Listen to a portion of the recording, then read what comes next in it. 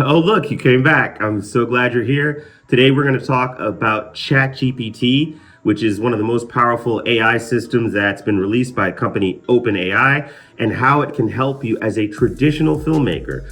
I know a lot of the videos on this channel are dealing with AI filmmaking, and this is a great place to be for that as well. But here we care about all things filmmaking and storytelling. And even as a traditional filmmaker, ChatGPT as an AI is perfectly positioned to help streamline your process of filmmaking and definitely give you a supercharged boost in getting through your project, right?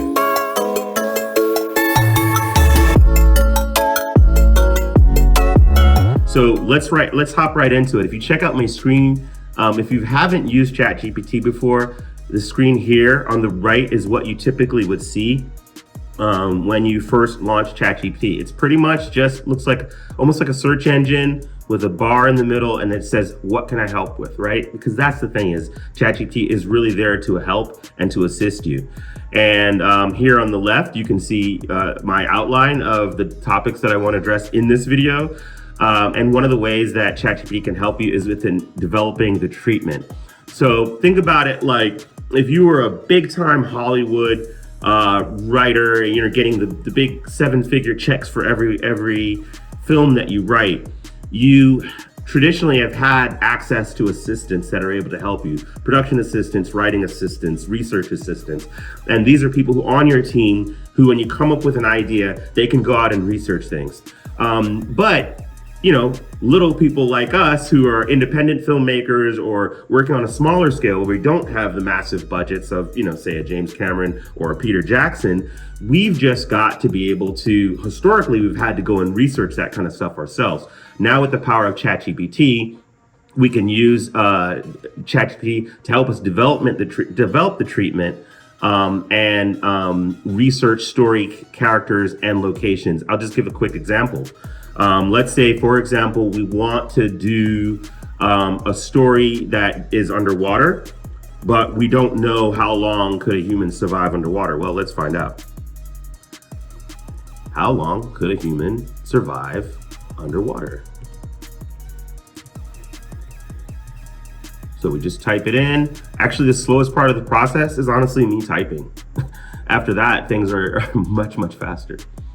So here we go. A human can typically survive underwater without breathing for 30 seconds to 2 minutes if untrained. And trained free divers can hold their breath for 5 to 10 minutes. So that's something I didn't necessarily know. I mean, I knew that some people could train themselves for longer. I didn't know they could go up to 10 minutes, right? And so that's kind of a cool thing that I could write into my story if I wanted to. If I have somebody who's trained and they maybe escape people who are chasing them by going underwater for a full 10 minutes, and you're looking in the water and you're waiting for this person to come up, but if they don't come up after 3 or 4 minutes, you'd assume that they're dead, right? And so that's there, and then it's got some other influences here: oxygen deprivation, water temperature, panic level, of course, staying calm and cool under pressure, experience and training, and then near drowning situations. So some individuals have been revived after being submerged in cold water for over 30 minutes. See, that's something that I could throw into the story as well, right? Where somebody, gets revived. And then that way, if people want to fact check your movie and, find out if that's a real thing, they can go look it up and they'll find out that it is possible to do so. Outlining the story. ChatGPT, because it's trained on the world's data, it knows all the books, all the screenwriting books that we've read and all the things that we studied, it's aware of. So it knows 5-act structure, 4-act structure, 3-act structure. It knows Save the Cat. It knows in media res. It understands the hero's journey. So one of the things I've done very often with ChatGPT is I might think of a story in maybe standard 3-act structure, but I'm like, well, how could this be restructured using in media res and then applying it to the hero's journey? Let's try it. Let's just go ahead and say, give me an outline for a story about a reformed criminal who is pursued by treasure hunters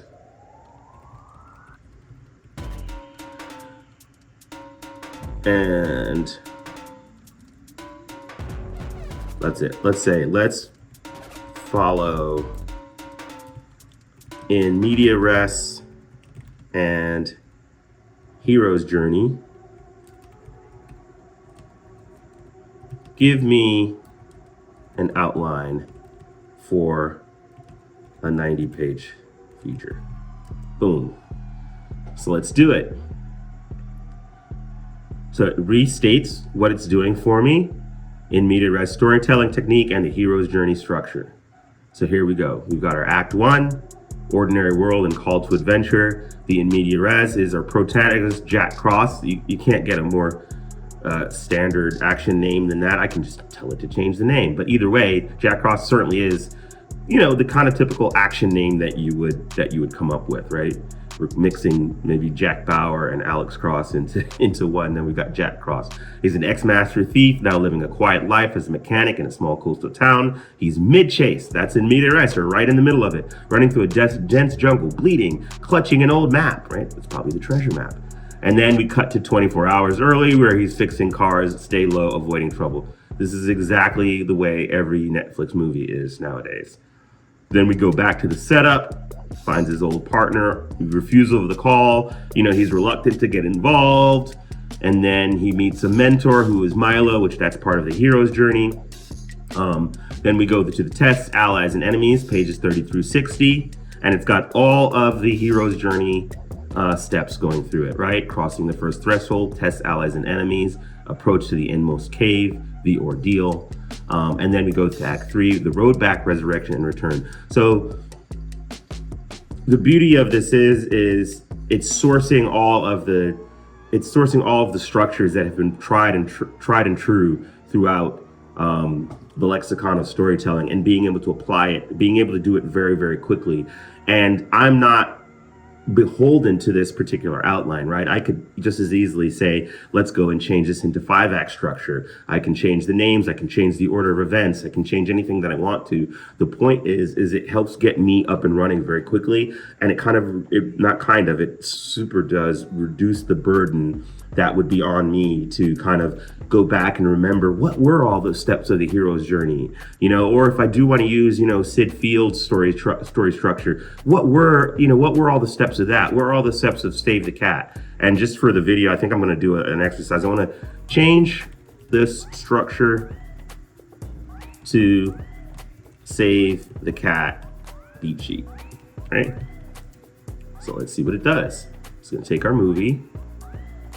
Buried Lies is our movie. It's an action adventure.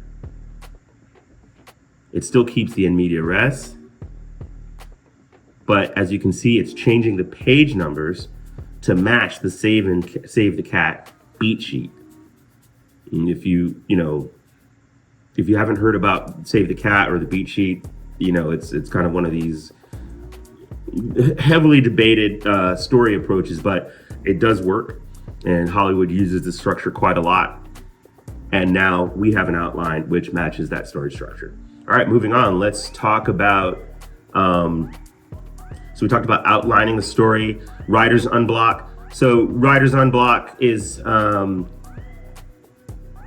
just a way to not ever have to be blocked, because if you've ever experienced writer's block, a lot of times, this is kind of an old school idea, in my opinion, because we didn't have these kinds of tools that would be aware of our story. Like, you could go online and you could search for things to try to get ideas. But the beauty of, ChatGPT and AI is that it's aware of the story that you're working on. And so it can actually be somebody, it's almost like somebody to bounce off with and bounce ideas off of, and it's unlimited. It'll keep going, and it'll be with you there at 2:30 a.m. in the morning when you get that inspiration. You're like, okay, help get me going. My writer's block is about to be unblocked. Let's go with me. It'll go with you, I use it a lot for dialogue specificity, which is another really, really great way to use it. And that just has to do with the fact that I'm not a lawyer, I'm not a doctor, but if I were to write a medical scene, which we're going to do right now,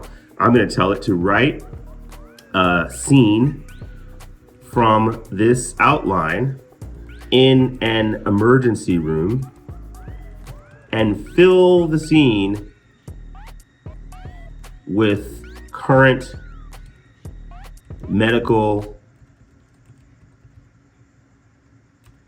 ER jargon. So let's see what it comes up with. So we're in a makeshift jungle clinic. I love it. Wasn't even thinking it was going to go there. But just a few of the lines here. We've got a GSW to the lower left quadrant, possible liver involvement, BP's tanking, 70/40. His GCS is down to 10. We need to intubate. He's circling the drain.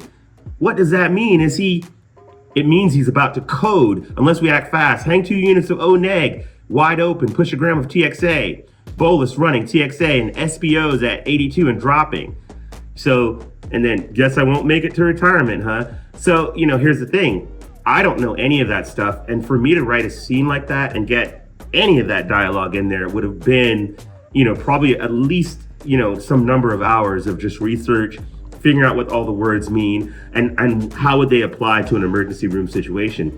And in this case, I told it, my instruction was to fill the scene with current medical jargon. So, the scenes don't necessarily have to have that much jargon in it, but it did what I told it to. And now I could always pull back from it, right? Once I've got some actual terminology that is appropriate, I can always pull back. And it's the same for military. I use this for military stuff. I use it for police situations.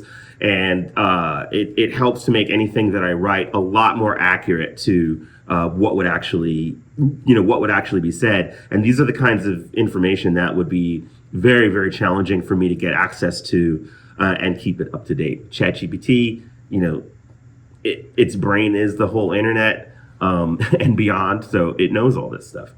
All right, shot lists.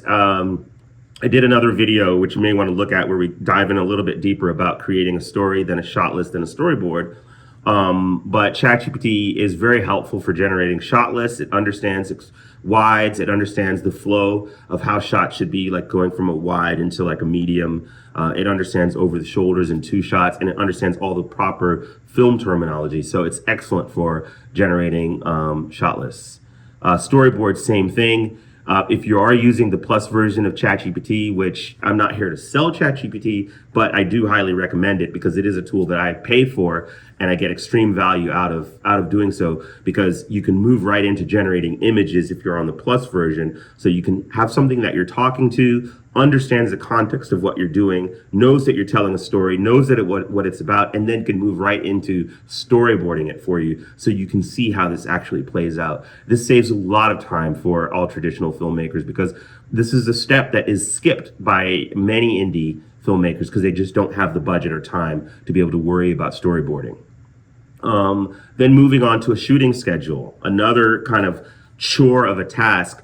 When you use ChatGPT to do a shooting schedule, because it has your script and understands the locations, you can actually tell it to, it's going to try to organize the script based on the actual location. So it knows that if you are in this particular location, but there are 5 different scenes at 5 different times in the script, it will still try to find a way to shoot those together because it understands what a shooting schedule is and understands the logistics of filming.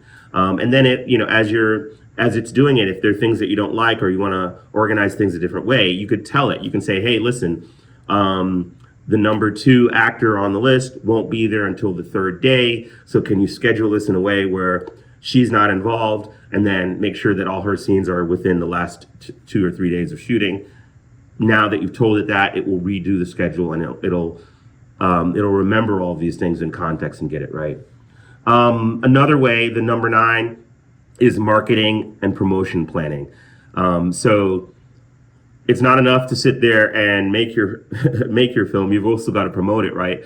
And while somebody like Warner Brothers or Universal, they have teams of people whose job is just to write marketing copy, write the synopses, the summaries, write articles that promote the film, write the behind the scenes stories that have to do with the cast and the characters. Where did the story come from? All of these things need to be written by somebody. Well, ChatGPT is great at writing, and I would say it's even much better at this type of corporate and marketing type of writing than it even is at producing scripts, just because there's so much material out there related to marketing, and because and I don't mean to offend anybody, but a lot of that writing is a lot more sort of generic than what we might write in, very specific gritty dialogue that happens in a script. So ChatGPT does actually excel at this. And as an independent filmmaker, it's like having a pro marketing team, at your fingertips to be able to do that.